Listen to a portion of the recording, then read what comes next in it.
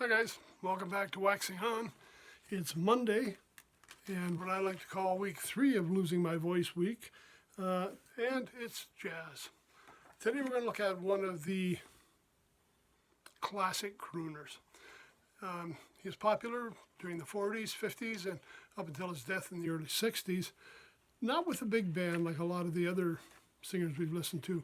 He worked more in small groups, playing piano, had a rhythm section backing him, and it was just him singing while he played piano. And some of the albums do include orchestra. He worked a lot with Nelson Riddle in Los Angeles area, and Nelson Riddle may be a familiar name to some of you musicians that follow the studio musicians or the soundtrack music. First, he had done work with Ella Fitzgerald and Frank Sinatra, but he also did a lot of TV and movie work. Batman. Theme for the TV show written by Neil Hefti, but Neil couldn't do the music, so Nelson Riddle got tagged to be the musician for that. Also worked on the Smothers Brothers show for a while. We've talked about the Smothers Brothers earlier. And I think we're going to touch on this in maybe another week or so. He did a trio of albums for Linda Ronstadt, and there was some of the last projects he worked on. But anyways, he had done work with our artist today, who is Nat King Cole. Now, some of this album does include the orchestra. My complaint with it is, and this happened a lot in the early 60s and 50s, they never really told you who was playing.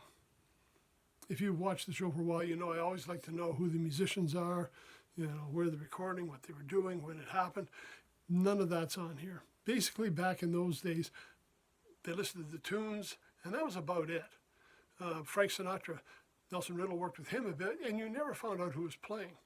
Now, I'd read the story that Conrad Gozo was his main lead trumpet player, but you never see his name appear on any of the recordings. Now, this album, 2 CD set, it's on double time CDs, another discount bin I have, and I find a lot of great albums in those discount bins. This one, 2 CDs.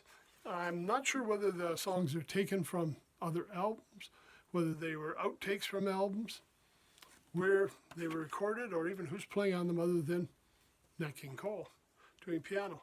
And we've got 32 tunes on here, so that's a lot of music. Very nice style, very easy, relaxed. It's the kind of music you just put on in the evening and listen to it. It'd be great. Give you some idea of some of the tunes here. I mean, there's too many to name, but there's some of them are very well known and associated with Nat King Cole.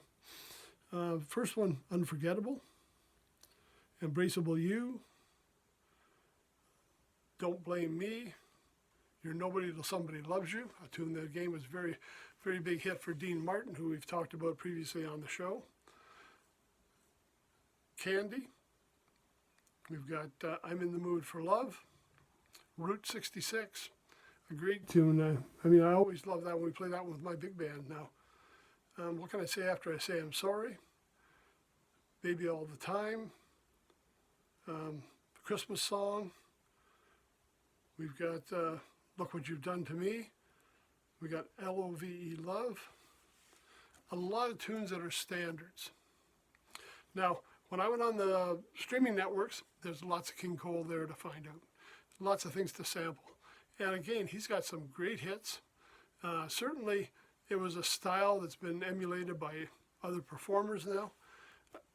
Again, what my complaint on this is I've got a lot of information about songs, but not enough information about, who's doing it. I don't know if you can see that or not. I mean, this thing's jammed, but by the time you put 32 tunes in there and you list them all, there's no room for anything else. And that happens a lot with discount bins. Those albums, sometimes they're culled from old tapes. They're not an official release from the record company. They just put them together, and they don't have a lot of information. So that's one of the downsides. And that's what I find the downside with digital as well, is I don't get that kind of information I'm looking for. Now, luckily on the internet, we've got a lot of sources we can go through and try and find that kind of info. You might find about recording sessions. You'll find out sometimes with certain albums who played on it. I don't think this is a regular release, so you couldn't go through and I don't even know what you type here, just Nat King Cole. On his regular releases, they probably will list who had played on it, but not with this one. So something to check out. We've talked about a lot of crooners over the days. We've had Frank Sinatra, we've had Dean Martin, Michael Bublé, Matt Dusk. Nat King Cole was one of the originals, and somebody well worth taking a look at. Unfortunately, this one didn't have one of my favorite tunes. I don't know if you're familiar with it, one called Orange Colored Sky, that a group I know in another city from here, they play it every year, and I just love it when they sing that. And so there's not always going to be everything on here, but hey, that's what the streaming networks are for. Everything's available. So all of the tunes, I say that in generality, but all of the tunes are there. So if you've got a favorite, you may find it on the streaming networks. And again, remember, when we're looking at streaming networks, not all of them pay the artists the same. So shop around, make sure you're looking after the musicians that are making the music for you. So that's it for Monday. Nat King Cole, one of the original crooners. A great album to put on just to relax some night at home. Well, we'll see you now, let's say Wednesday, classic rock. We've got a dandy for you, somebody that may not be as popular as some of the other ones we covered, but certainly somebody who's had a long, long career. And it's surprising. I get a lot of ones that I say, oh, this is not going to probably be too popular. Nobody's going to know who that is. And surprisingly, they do really well. Because I forget that my audience is a lot larger than just my local neighborhood. So check that out on Wednesday. Classic rock. We've got a blues artist performed at Woodstock and had a long and great career. A lot of tunes you'll probably recognize. And on Friday, we're back with another soundtrack album. And this one's from a Broadway show, but also turned into a musical.